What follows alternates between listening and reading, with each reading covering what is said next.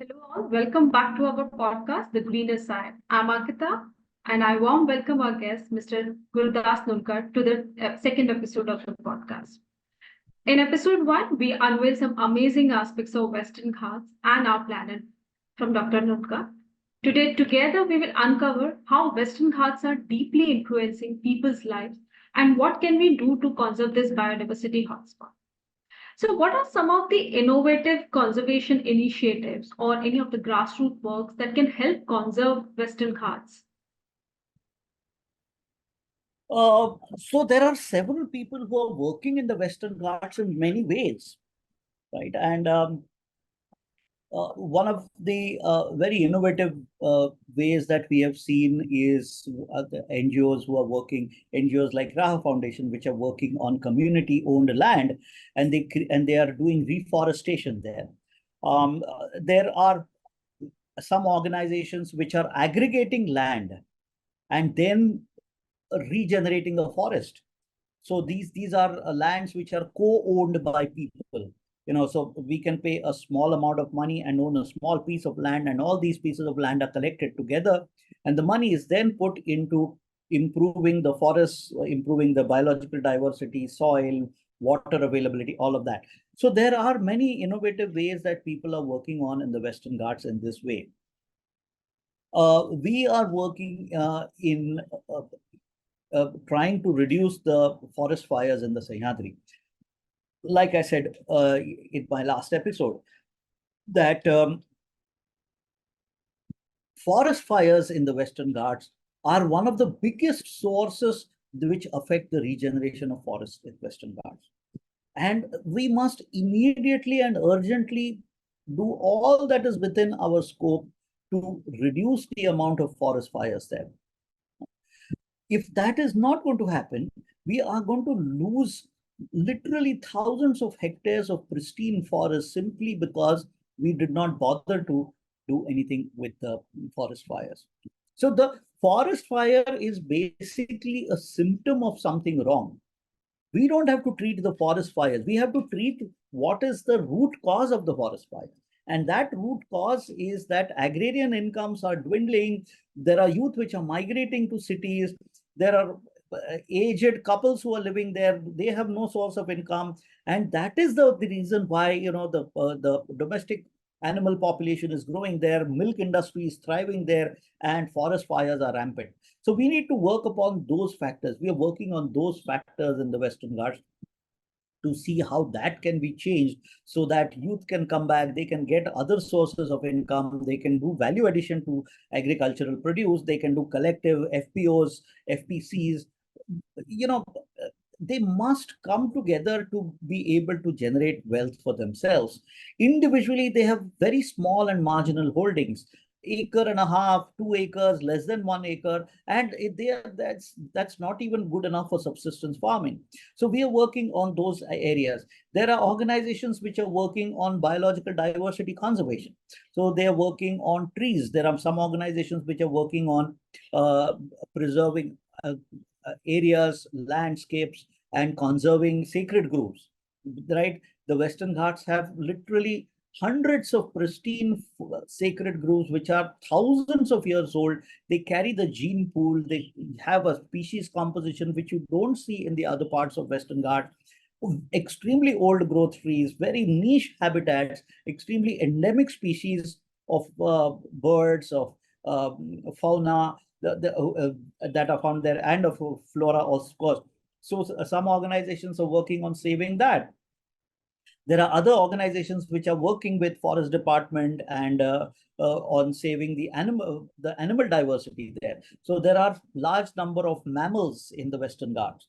The Sahyadri Tiger Reserve is one part, the Molem Reserve in Goa, the Agumbe Forest in Karnataka, the Dandeli Forest. There are many patches of very good quality forests which are still remaining, and they are home to large number of diverse fauna, right from flying squirrels to tigers and black panthers, and the diversity is just phenomenal, and they need to be conserved. There are increasing number of human-animal conflicts.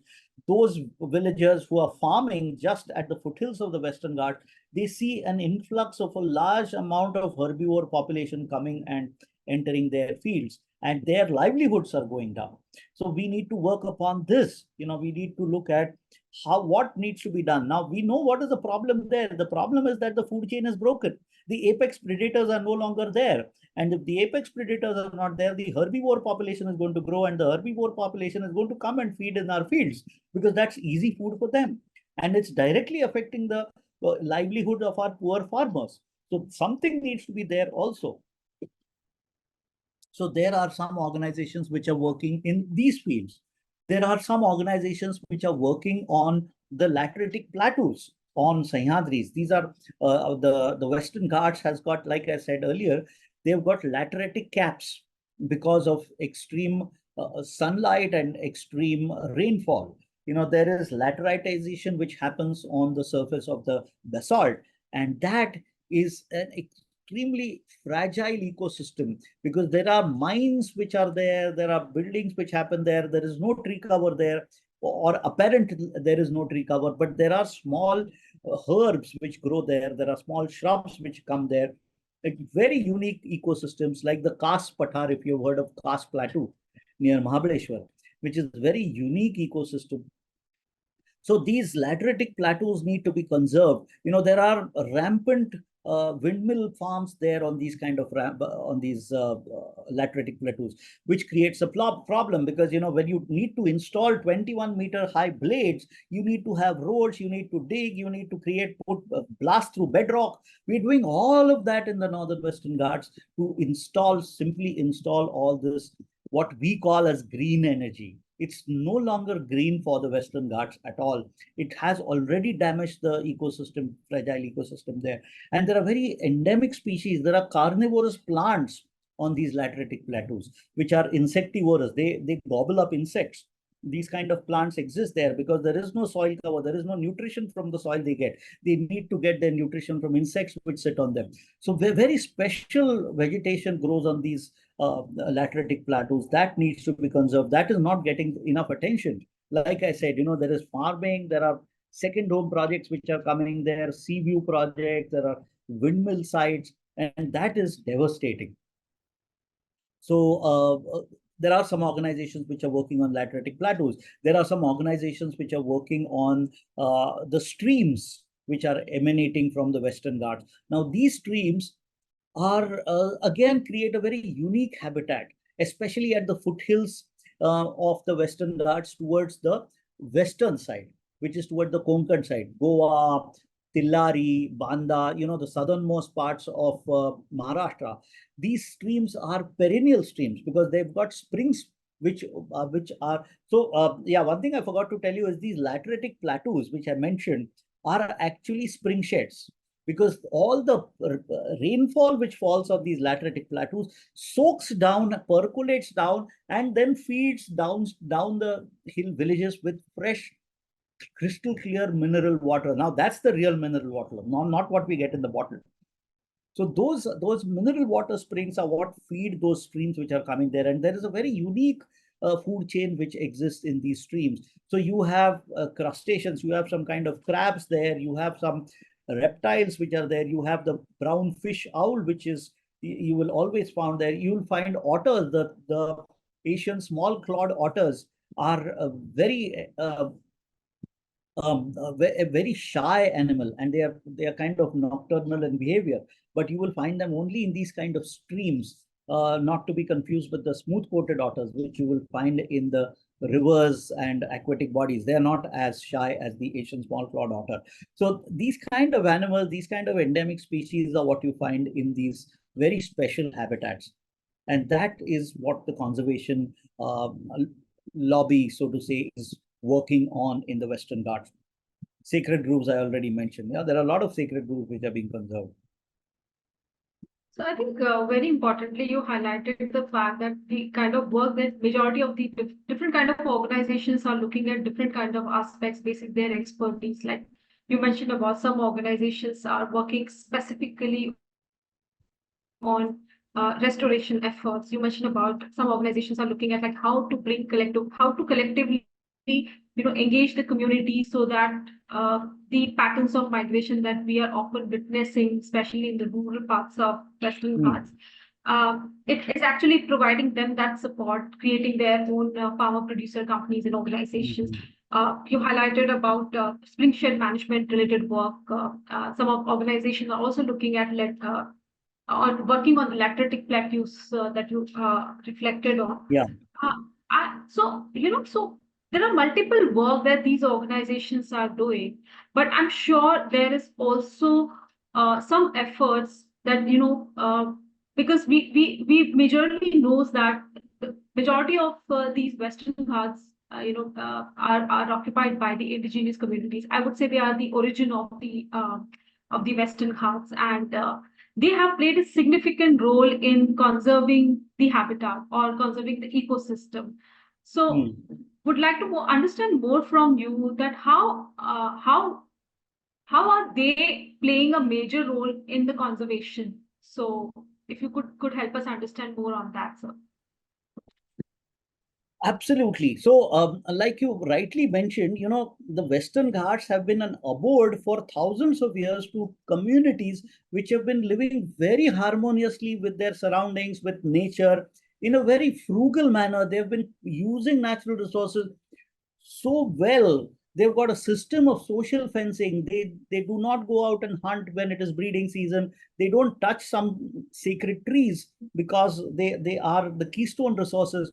There are uh, uh, various self-imposed rules which they have within these communities. For example, the sacred groves were conserved because of these self-imposed rules.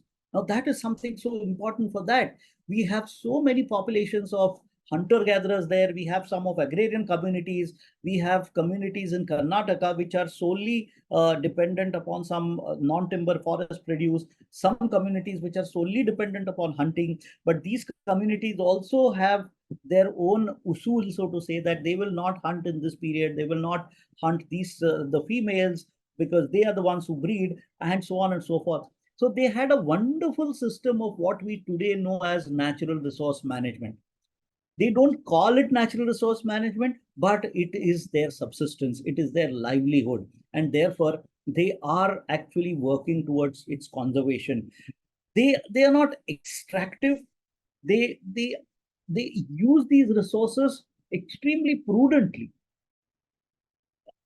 unlike how the modern economy uses this resource. For example, uh, when we get to know that there is a deposit of bauxite, we will open up the entire mountain and take away the bauxite until there's nothing remaining.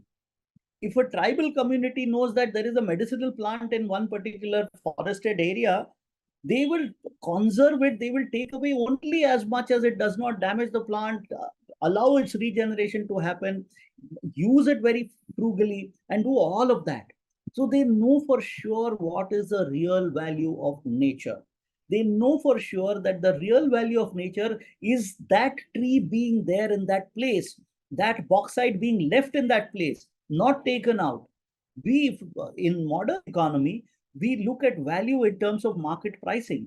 So for us, it is market price which is more important than the intrinsic value. So the extrinsic value of iron ore, of bauxite, of timber is far higher because we are able to make money out of it, and thus we extract it. These tribal communities, they don't care about extrinsic value. They care about intrinsic value. And therefore, for them, the only way to conserve them is to use it prudently and frugally within the communities, not just for themselves, but for the coming community. So they are the originators of the term sustainable development. We are simply using that term without actually following it. No, absolutely, very rightly said, sir. Because we have also witnessed, because we work in Palghar region and also in Nasik, and we have seen that the way they worship nature, for them, the nature is like so sacred to them. I mean, uh, they completely rely on it, and they understand the value the nature provides. And I think they are been continuously ensuring that how we could, protect our nature so that going forward, not only for their future generation, but I think they are also thinking it from the purview of like how we could contribute to the society. So the actual contribution, they are playing a significant role in the conservation. So to that, I think it is also important. We totally understand that the communities are dependent on nature, natural resources. Not only the communities that are residing in these areas, but I've often seen that a lot of people say that because of the natural resources, the economies of certain countries have been evolved over a period of time because of the availability of natural resources. So similarly, as we know that Western Ghats, which nowadays it's more of a uh, which has its fragile ecosystem these days, but has played significant role in countries' economic contribution, and similarly have played a significant role in public health. So, what are some of these? If you could give some examples to it for our audience to understand it better, like how Western Ghats have really helped in providing in the growth of the country's economy as well as helped with public health. Yeah, yeah, I think both of these are very important factors. The Western Ghats contributes towards Indian economies is something which we are completely ignorant about. As a nation, as a citizen, we are ignorant about. Let us start looking at the presence of the Western Ghats. Now, the very presence of the Western Ghats actually impedes the flow of the clouds and all that precipitation which happens, 6,000 millimeters of precipitation, that it stops the rains and it creates the precipitation which gives rise to our rivers. And rivers are our lifeline because agriculture is the base of our economy. So our entire peninsular agrarian economy is based upon the precipitation which happens in the Western Ghats and of course on peninsular India also. But these rivers recharge aquifers, they recharge the groundwater ecosystem, they irrigate our fields, they irrigate forests, all of that. So that is pristine contribution towards the economy. The dams contribute to the growth of cities. Now, a city like Pune will be completely disbanded if we don't have the dams in Bhima Shankar, in Panchet, in Temgar, Varasgaon, Khadakwasla. All of these are dams in the Western Ghats. So they provide us with fresh drinking water, and due to which we are able to produce the financial results in the economy, the large cities. It gives us hydroelectricity. Like I said earlier, the Koyna hydroelectric project, every dam in the Western Ghats, almost every dam in the Western Ghats will have hydroelectricity, which is generated from that. That contributes. The fishing, the freshwater fish contribute to the economy. Now, that is less so in the peninsular India. It's much more in the northern part, which are the perennial rivers of the country. They flood twice. They flood, the rivers which originate in the Himalaya, they flood twice a year. They flood in the summer when the ice starts melting, and they flood in the monsoon. So therefore, the fish there are much more. The fisheries business there is here. But nevertheless, we have had a lot of fishing communities, inland fishing communities, who were thriving, and that's all because the Western Ghats are able to create those kind of water bodies and flows there. So that's a huge contributor. Medicinal value, right?